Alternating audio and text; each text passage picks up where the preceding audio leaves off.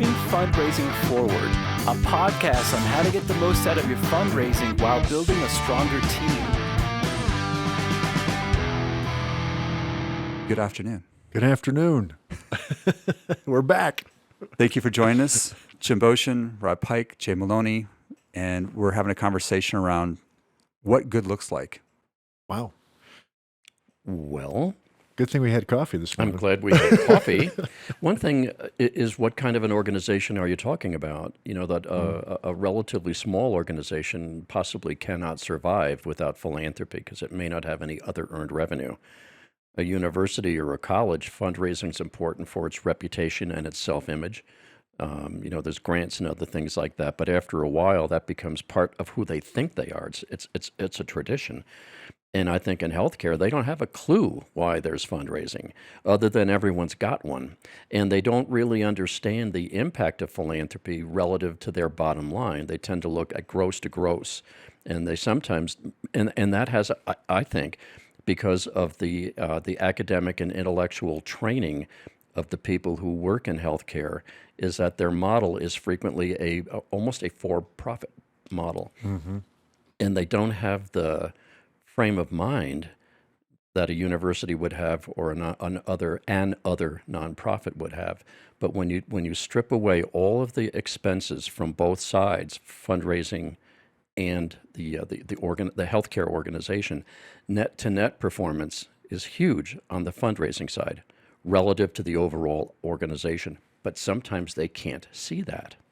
I think you actually alluded to this, and I think maybe this helps frame the conversation a little bit too, which is, why is fundraising important to a new charity? Why is fundraising important to an established organization? Because I think as time goes by, the fundraising becomes more of a PR, public relations opportunity to bring people into the mission, to bring people into the organization. Yeah. When you're starting off, you're looking for funds to get the lights an idea, on, right? To get the lights on, actually help somebody do something. Propelled. I think what you're alluding to there too is it depends. In healthcare, if you're more established, the philanthropy piece of that is very essential. Yeah, and I think let's stay on this idea of healthcare, because I think it's a model that several other organizations follow. And the model is, we have a revenue stream that we can kind of count on, but that revenue stream is directly tied to our ability just to operate, and or it comes with a lot of requirements that limit our ability to do other operations. We see this a lot in international development. I can get $40 million worth of multilateral grants, but those all come with so many strings that I actually have no breathing room to innovate, to do anything new. So I think this idea, if we're good, let's stay on this track, because when you understand there's a human dynamic that comes into play. When you have revenue, it's much easier not to put the effort in to go get different kind of revenue. And the gravity of, I'm working with an organization here now, fantastic organization, international development, a lot like a hospital system. They are $40 million a year in revenue from government grants. But it's really hard to tell everybody we need to go do philanthropy, because if we had $2 million of unrestricted funds, we could actually shift 40% of the work we do.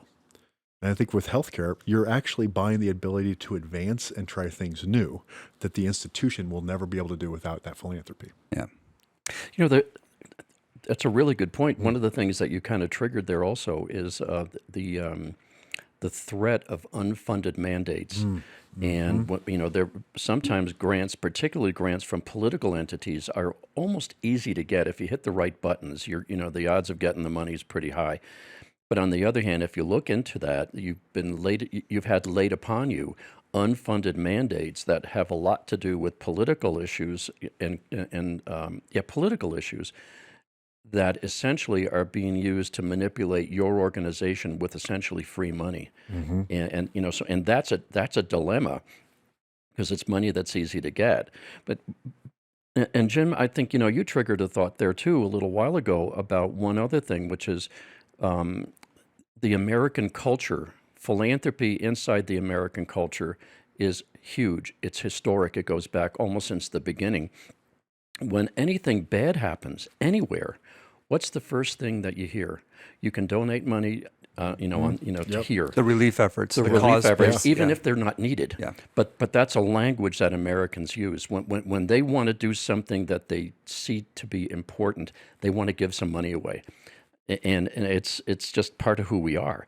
And I think if your organization doesn't play that game, you're stepping outside of the culture. So, I mean, I don't know if that's a big piece. Yeah. I don't know if that's a Actually, big piece. yeah. I think it's a huge piece. Are you see one if you're so I'm going to stick with the hospital systems, and if I'm a not-for-profit hospital and I'm literally not asking for money, am I viewed differently? I think philanthropy reinforces the value that I'm a nonprofit. If I'm asking, therefore I'm still good, and I'm not dedicated just to my bottom line. So the actual act of it, there's value there. Yeah, I had never thought about that. Oh, and this is a fun conversation here. Because one of the other things that you talked about is that hospitals in particular are always on the edge of being seen as for-profit entities. Mm-hmm. They walk like a duck and they quack like a duck, but they don't want to be seen as a duck. Yeah. So one of the things, and because of that, because they are so vulnerable to taxation, that is one of the things. They are tax exempt, and that's a huge advantage. And so they'll do things. They do speak loudly about their non-for-profit, their charity work. That's a big part of their vocabulary. It's not a but. This is an and. And in addition, when they receive philanthropy from their different communities, they have a political base because of that, because they have maintained. And when I speak about a myth, I'm not saying myth is a lie.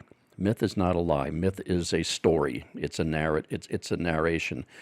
And there is a myth that they are, because they always were non-for-profit organizations, that when federal funding came along, it changed the nature of the industry. It moved from being a profession to becoming an industry.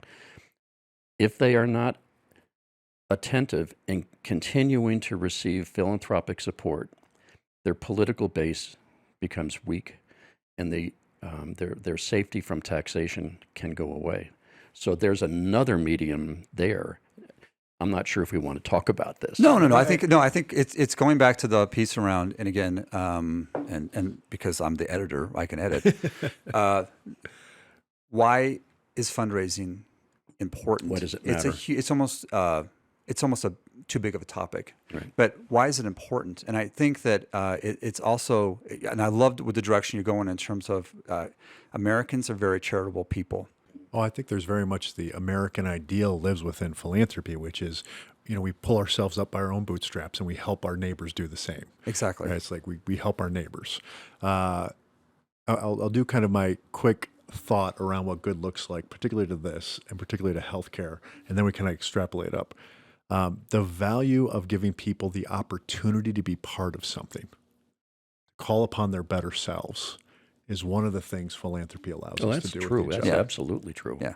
For any organization, I think we're just putting a magnifying glass on healthcare. It's you have to do a good enough job so that 9 out of 10 people, or 8 out of 10 people, probably 7 or 8 out of 10 people, if you said, what does that hospital do? They can say, I don't know, but I know they care about this community, and that's why people give to them. They're philanthropic. They're a non-for-profit. If you just get those words out of 7 or 8 out of 10 people, you are doing very well as a nonprofit institution, just in pure public awareness and public buy-in that you're not for profit. I think too, it also attracts boards. I think people to be on a board because it is a nonprofit organization. Mm-hmm. They want to be a part of something to help other people, where I don't think they get that within a for-profit setting. A for-profit hospital system or for-profit agency is they have a different take on their role on the board. It's more towards the, whether it's private or public, it's more towards the shareholders and the responsibility to them than it is. I'm on a nonprofit board, nonprofit foundation board. Fundraising is very important to me because I'm helping to move something forward. This is kind of a fun. I didn't say this like you loaded up a big question, and I'm kind of feeling where trajectory is like we're thinking not about the organizations, we're thinking about the people in the community and the philanthropists and the people that want to make a difference right now. So just on that note, you've all worked with folks where I made a ton of money in the for-profit, or I'm well respected, but please help me. I do not feel like I've actually done any good in the world. And to give people that opportunity from success to significance is a common phrase in nonprofit. Right. The minute you give someone that ability, you've actually done great good for them.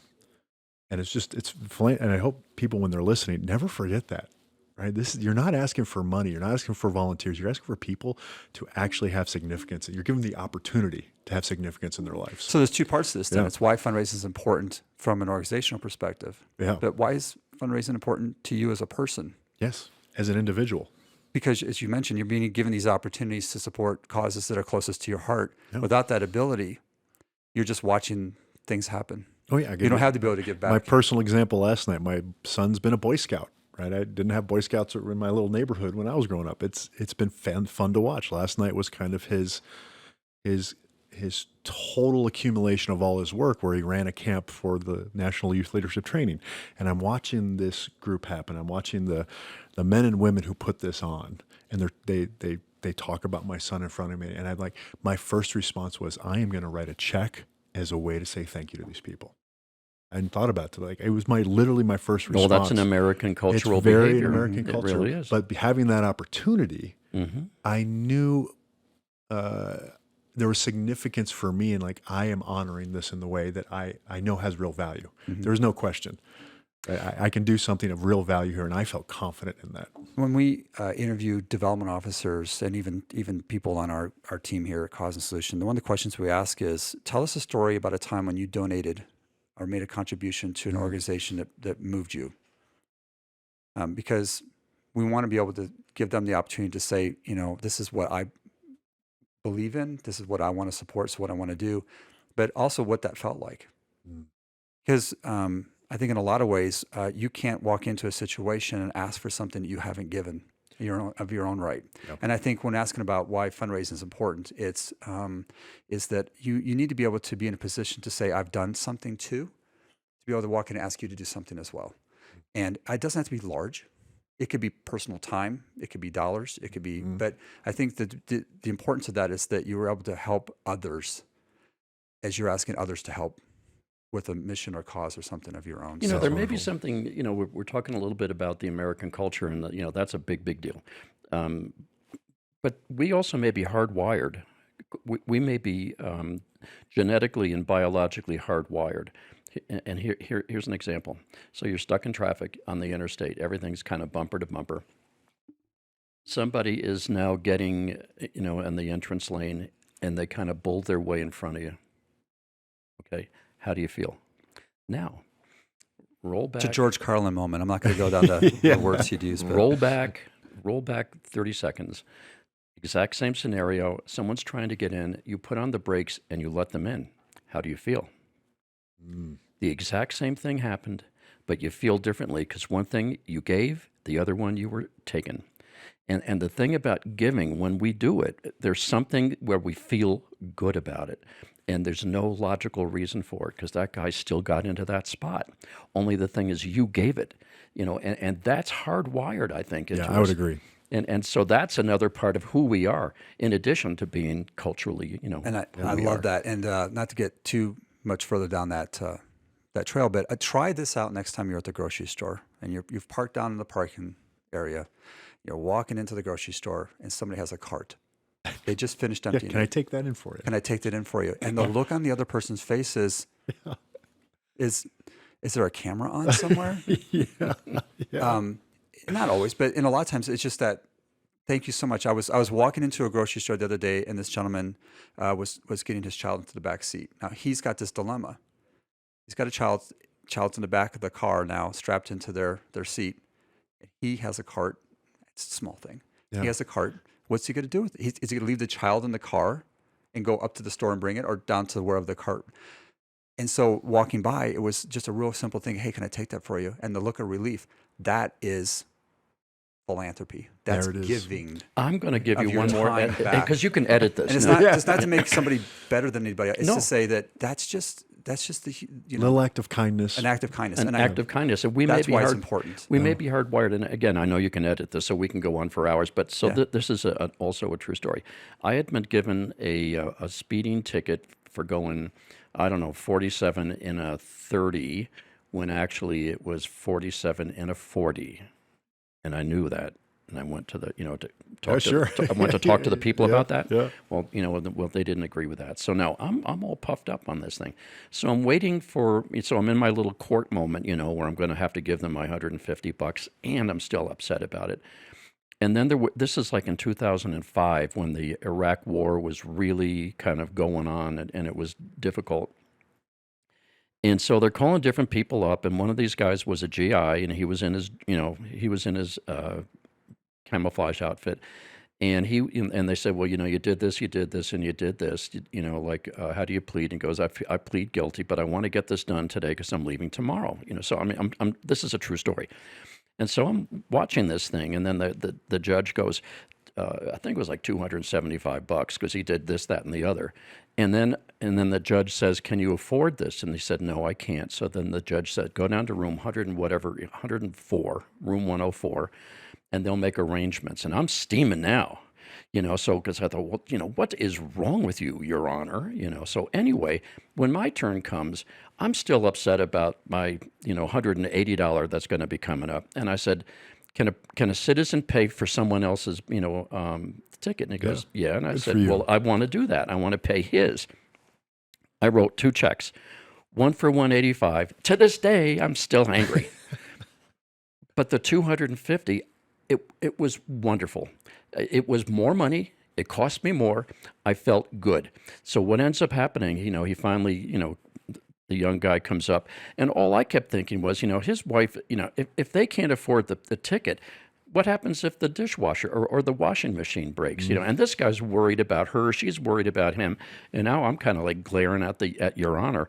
But my point there is that at that moment I had once again something taken from me and something I gave. And the thing that I gave was more money, because that's also we Americans tend to think, that's how we measure things. But once again, it was the best example of what philanthropy is. It had nothing to do with an organization at all. It simply had to do with volitional behavior. And that's one of the other things that now you can edit that down or out. But I did want to get that said because it reinforces what you're speaking about. Yeah. It's the act of kindness. And I think that it gives people that opportunity to be generous. Going back to the question and our concept of what does good look like, I think your work with your team and that story, if you work with an organization, what good looks like is they can each articulate that dynamic, that philanthropy and all this strategy, all the data, all this other stuff, it comes down to its human nature. And if the team as a whole can tap into that on the side of that's our benefit of our work, what does philanthropy do? That's one thing that philanthropy is important about. And I think it's worth remembering. We get so marred in our own world, as we always should, that we forget it's the simple things, and it doesn't matter the size of the check. It matters the size of the feeling. Yeah. One of the things too, and I'm not sure where this all fits here, but philanthropy, probably since maybe the 1960s, it's like 60 years or so, has become more and more professionalized. Yeah. And therefore, if things are professionalized, the nature of it, once again, in our culture, everything needs to be measured. Yep. That's what professional thinking is all about. And when we began to do that, it moved perhaps from the art form, almost like I don't want to overly do this thing, but almost a spiritual behavior. Oh, sure. Giving because of true right motive. And asking for it was more of an art. But now we have to, how do you measure art? It becomes a science. Yeah. And so then, so now when the question is, what does good look like? Is it always measurable? And should it always be measurable? If it's not, with people who are educated in the sciences and business, they begin to twitch, because if you can't measure it, I don't know if it's even there. But it's like art or beauty. It's like beauty. Why do I love my wife? Can you measure it? I can't explain it, but it's big. I know. Can you measure it? It's big. Right, it matters to me. It's huge. Yeah. So I think the natural progression to this one then is, and sometimes it's difficult for people to accept compliments. You know, how do you respond? That's a good one. So it's how do you say thank you? Yeah. And the importance of saying thank you. And I know that seems kind of No, that's a great point. That's a great point. It's the after effect. So philanthropy is the opportunity to give people the chance to be a part and to contribute time, effort, monetarily. But how does an organization say thank you? Yeah, how do we, and the importance of that? How do we and the timeliness validate of that feeling that this person has for doing this act of kindness? I mean, did you get any feedback from the person you cut a check to for their ticket? I not only stayed in touch with the GI, but his mother. Wow. That's He- one way to do it. That's No, he told the story to his mother. Yeah. You know, I said, if everyone, you know, like when you're overseas, Yeah, if yeah. you have an email thing, here's who I am. All of a sudden, I get this email from this woman who was his mommy. Yeah. You know, I mean that, you know, and then you go, God, that was the best $250. I mean, that's better than dinner at Morton's. You know, Yeah. I'm making that up, but it was a wonderful experience. I bet it was wonderful. And did that act, that effort, validate your emotion or make it even more? Oh, it accelerated and it validated it. I mean, I didn't need the validation because I didn't care. No. You know, I mean, I really didn't care. But one of the things that the three of us are pretty familiar with whenever we kind of coach people to do things is to stay away from transactional mindset. Yes. Stay away. It's all about human relationships. And if you don't understand that, you'll never be any good at what we do. What does good look like? Yep. And I'm going to, you tapped into something that I really liked, which is the experience was a positive experience. Yeah. Did it make you want to do it again? Oh, yeah. The thank you Bingo. helped you want to do something like that again. It validated that what you did was not only a good intention, but a good outcome. And that the thank you was an acknowledgement of that and the ability to say, hey, we'd love if there's other ways in which you could support us. And I think it's a way that if it's a good experience and it's a good outcome, that you're going to want to repeat that. Yeah. And that's not from the organizational perspective saying, oh, this is a way for us to get you to renew your gift, to say thank you. It's genuine. It's authentic, And the person who is receiving that saying, you know, that's a good experience. And the ability to be able then to say, because you were right there. You saw the outcome. But a lot of times when I make a donation to a charity, I don't know the outcome. Yeah. I'm making a $25 gift or a $25 million gift. I want to see what those dollars did. I think part of saying thank you is being able to acknowledge what the Jim, dollars you did. are hitting on so much here about relationship versus transaction. If they had sent me a receipt, that was a transaction. It would have been correct. It was a transaction. Yeah. But they said thank you. And it wasn't within a receipt. It wasn't. It was true. It was an authentic relationship. Yeah. And the other is transaction. The relationship is where I received all of the energy. It wasn't, and then, you know, now are we hardwired to do this? And I do believe we are. Oh, I believe and so, I think too. there's a heck of a spiritual element to philanthropy, a spiritual element to it. Spiritual, communal. Right. There's an interesting dynamic I was working a group through once, and it was a combination of science and art. So I gave them the science first because I'm like, here's what a thank you looks like mathematically. These people have some kind of emotional dynamic because they've given. Whatever it is, it goes to, and you can rate it whatever you want, but it hits a certain mark. Your thank you simply needs to make that equal to or greater when validating it. It just can't make it less. So if I just got a receipt, it's like, well, I felt here, now I feel down here.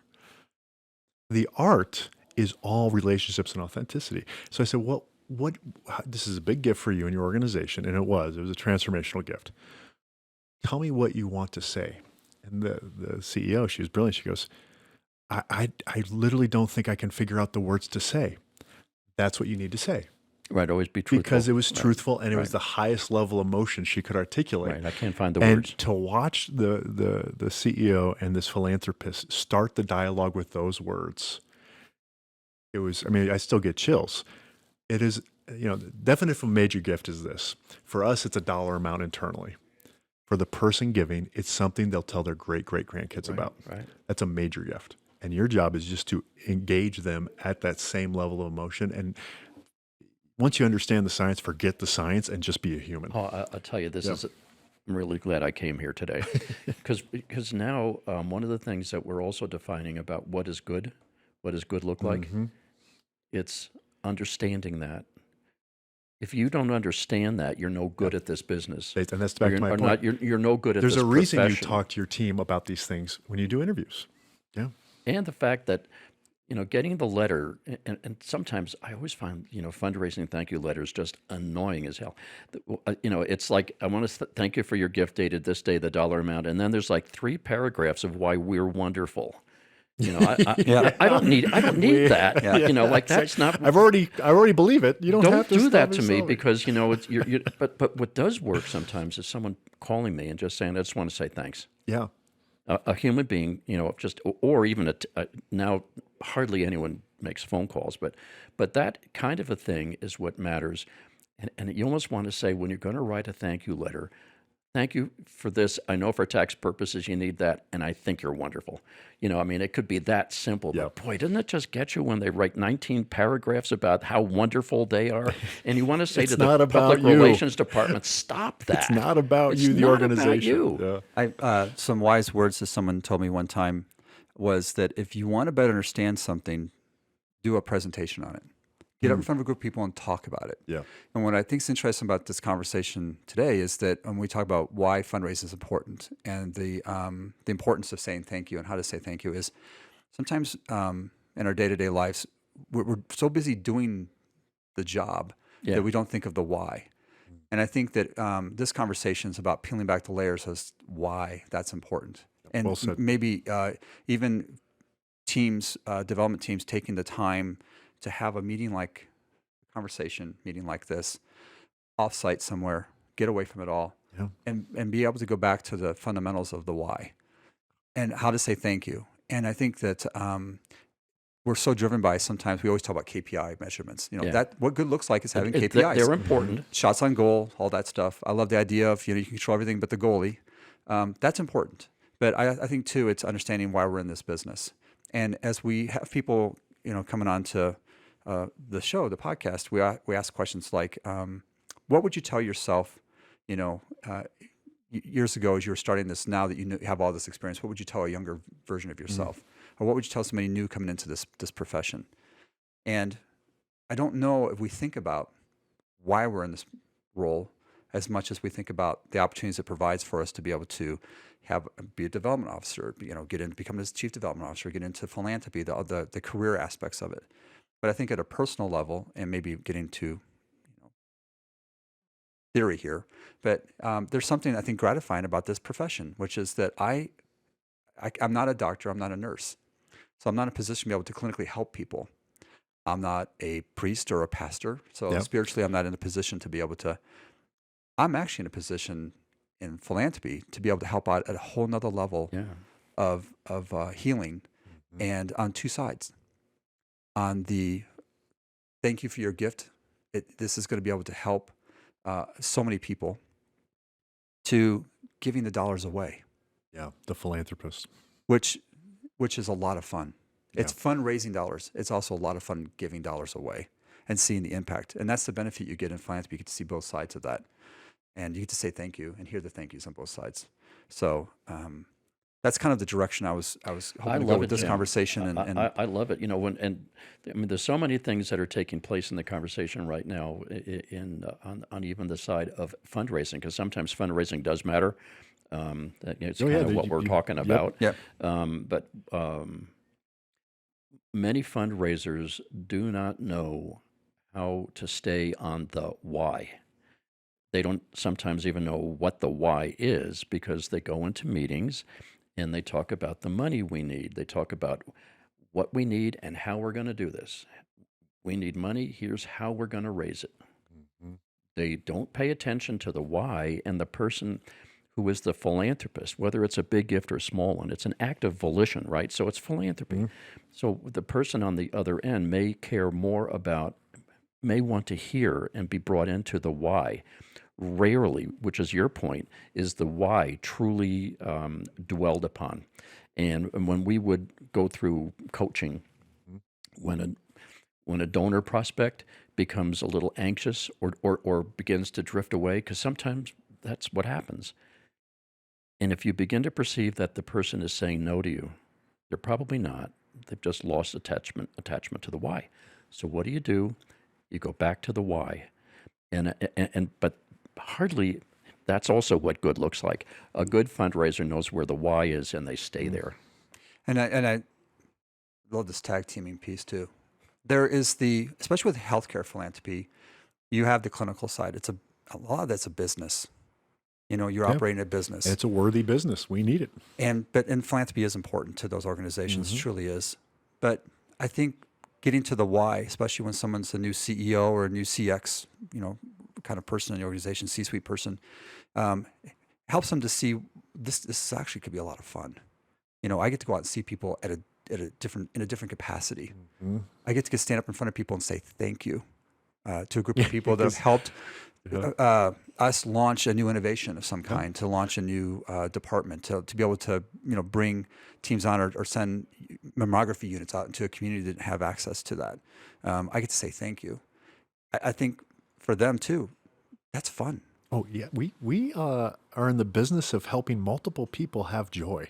Right. Because you think of most of the time you don't get into healthcare to look at spreadsheets and figure out what government regulations are going to be in 5 years. You got in because you actually wanted to make a difference, and to get people that the leadership that had real vision, that have a why, and get them out in a joyful place to share that again. Philanthropy provides a safe and needed place for that dialogue. There was and this went back maybe 20 years, and it was at a local hospital. And there is still here in town, there is a family who did very, very well from a garage all the way into a major multinational corporation.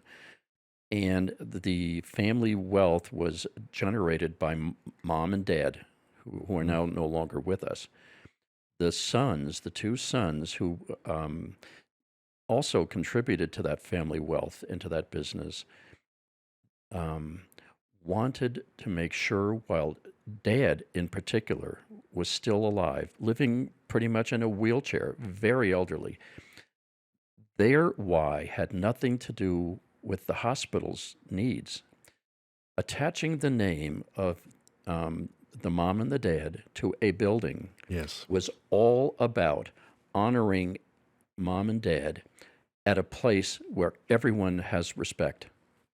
And so their why was not about the institution.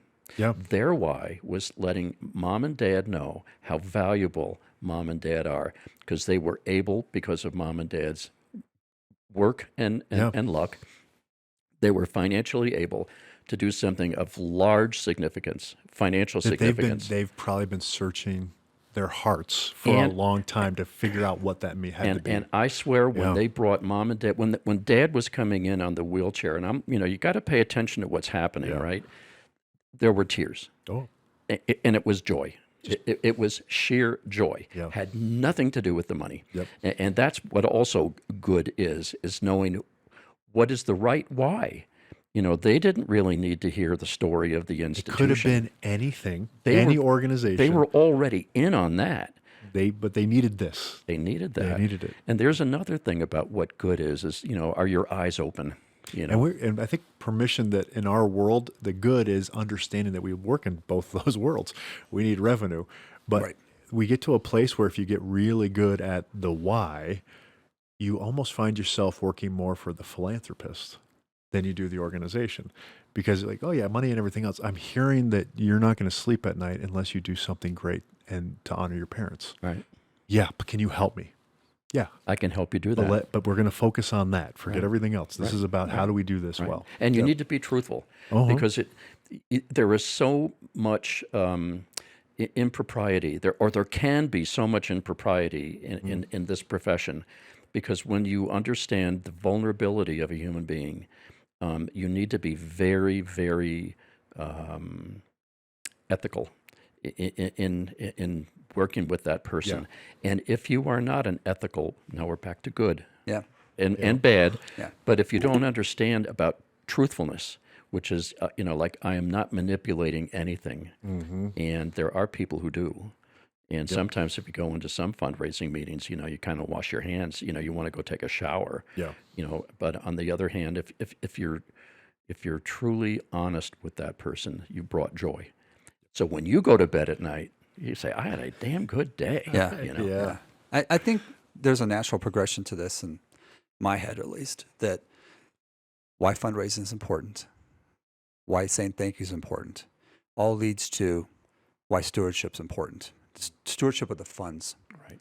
So that when I'm in an institution, I was talking to my son about this about a week ago, which is different management styles. There's a management style of people can fear you. That's why they do good work. Right. Yeah. Those cultures don't last long. No. People jump ship and they go other places. Yep. There's also a culture of admiration. And there's not necessarily the fear, more the fear of disappointing. Yeah, of not doing well. And I think when you're relating this back to saying thank you, and you make it personal for everybody to understand the why it's important, fundraising is important, why saying thank you is important, what it meant to that person to make that kind of contribution, it elevates the role of stewardship of those funds and how important that is. And that it's not just a matter of just collecting these dollars. We got the dollars we need for the capital campaign. Right. We're moving on. And we'll get back in contact with people in 5 years when we do our next capital campaign. But it's an ongoing process. It's not something the public relations department does or marketing. It's something the foundation does. Yeah. It's something about continuing these relationships, continuing to say thank you, continuing to deliver the message and be transparent about how those dollars were used and using them for the purposes in which they were intended, which may go to another conversation, another point about what good looks like.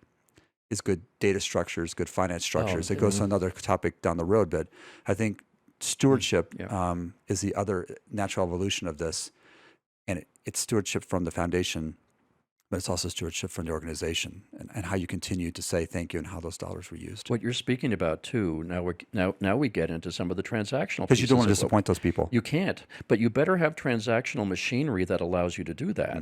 That's the other thing is that you need good accounting. We've been up at the high altitude here, Yeah. and that's a good place to be, and it's part of who that's among the things that are good.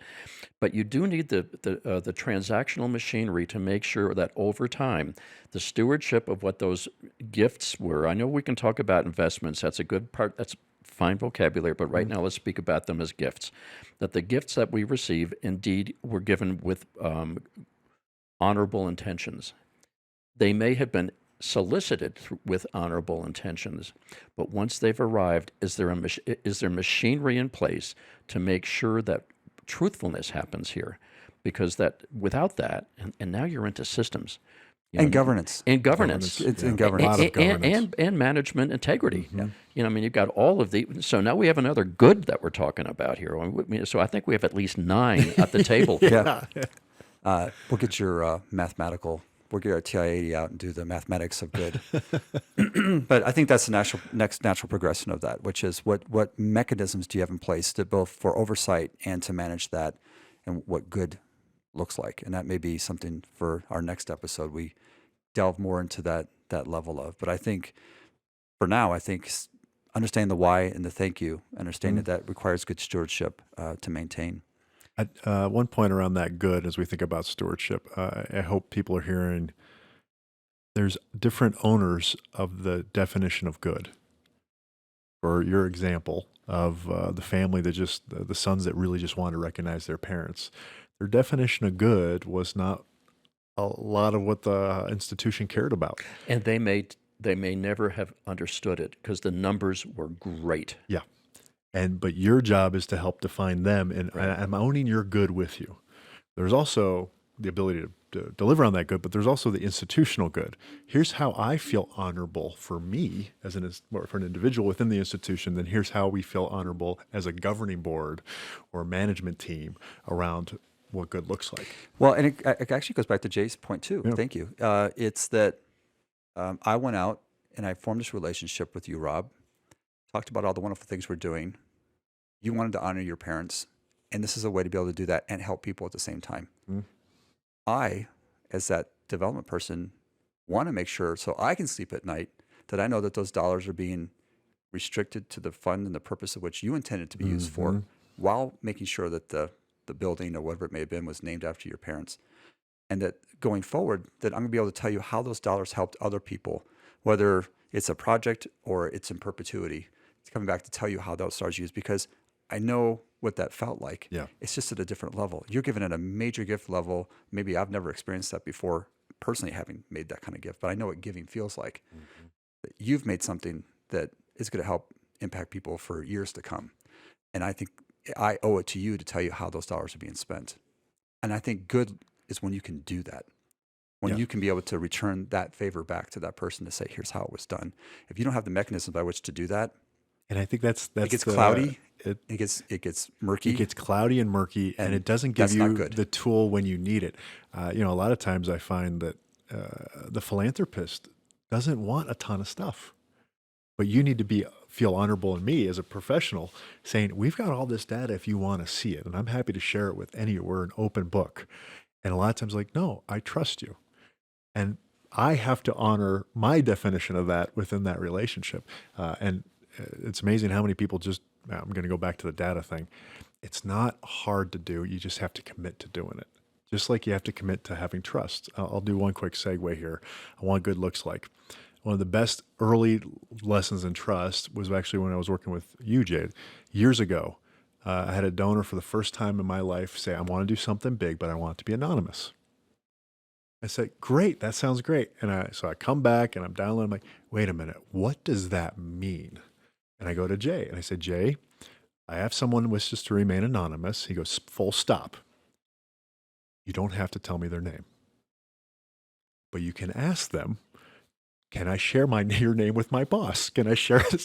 And so I go back and I have this lovely conversation, but now Jay knew he was playing to my relationship with that one donor, and he gave me full permission to honor that relationship first. And since then I've coached hundreds of thousands of people through this little process, but building of that and definition of shared good has changed the way I work with that one question of anonymity. One of the reasons, back then is I respected you.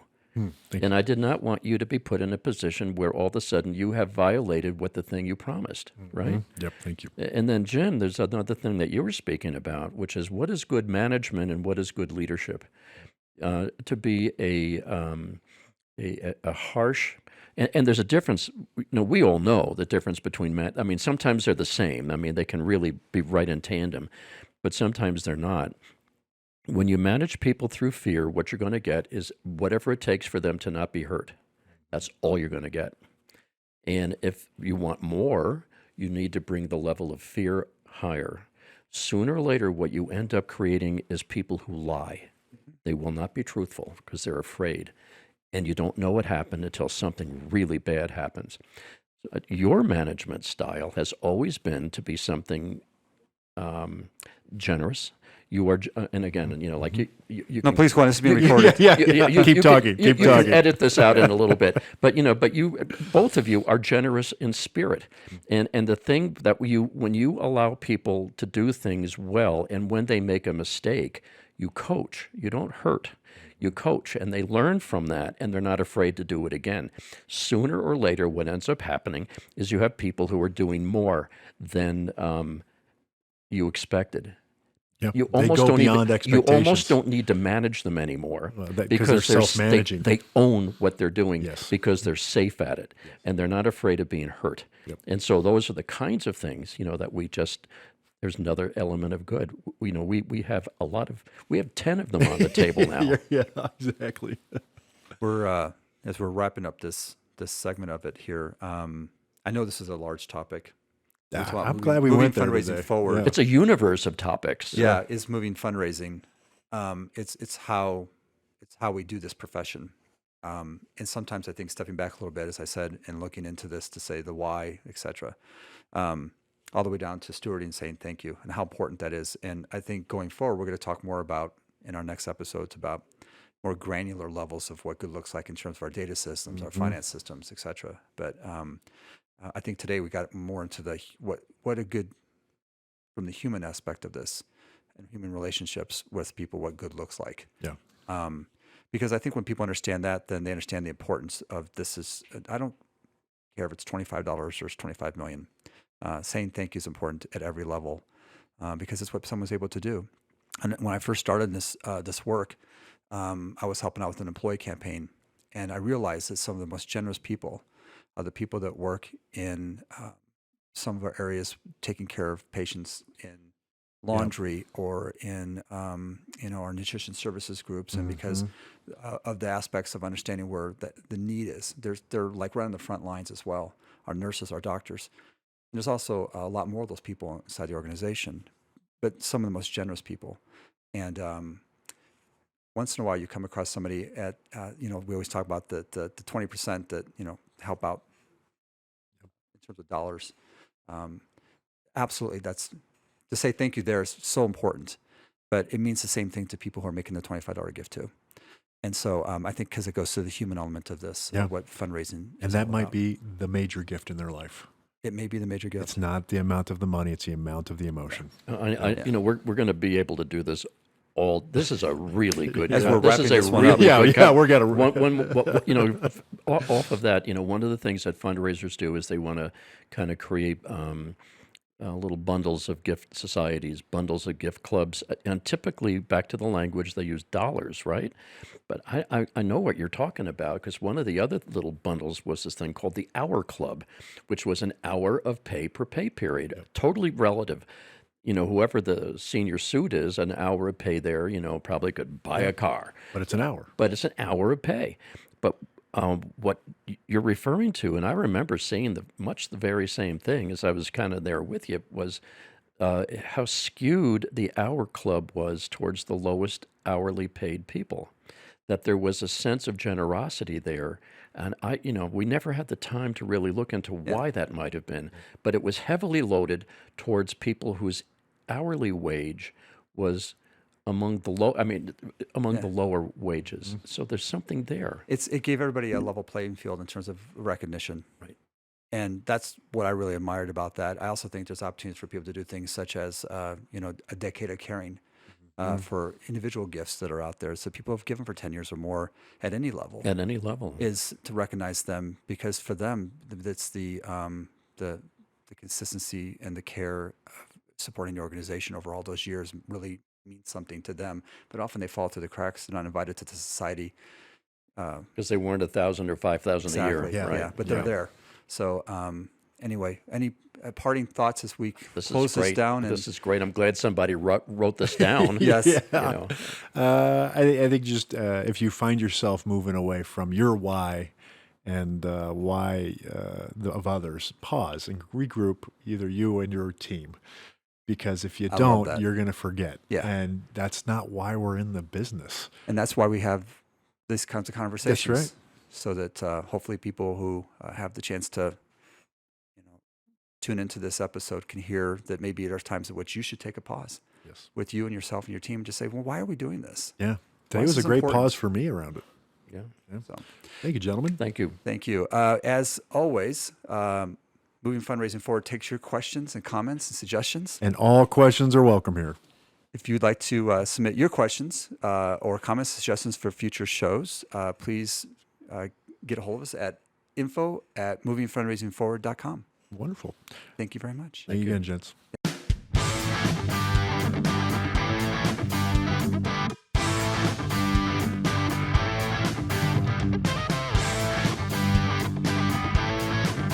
For more information or to send your questions and suggestions, please email us at info@movingfundraisingforward.com. This podcast is brought to you by Cause and Solution, Inc. and Peak Coaching and Training Solutions. And as always, thank you for listening.